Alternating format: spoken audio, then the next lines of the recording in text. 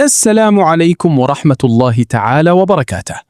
يا هلا بيك يا بطل. ومباراة أخدود الجنوب ضد نواخذة الشرقية اليوم مباراة تكسير عظم.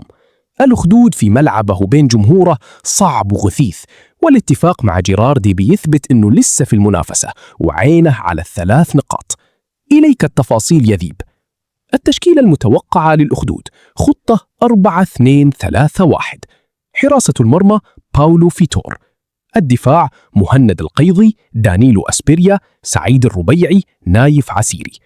الوسط: سباستيان بيدروزا، سيفيور جودوين.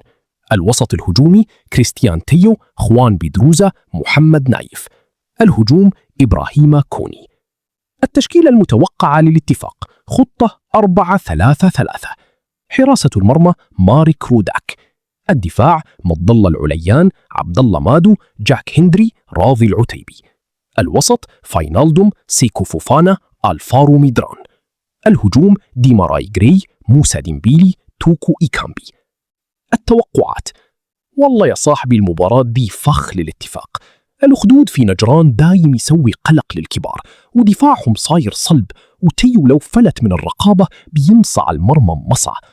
لكن الاتفاق عندهم أسماء ثقيلة في النص مثل فوفانا وميدران، يعني الكورة بتكون معهم أكثر. توقعينها بتنتهي تعادل 1-1 أو فوز صعب للاتفاق 2-1 بخبرة ديمبيلي. مباراة فيها ركض وتعب.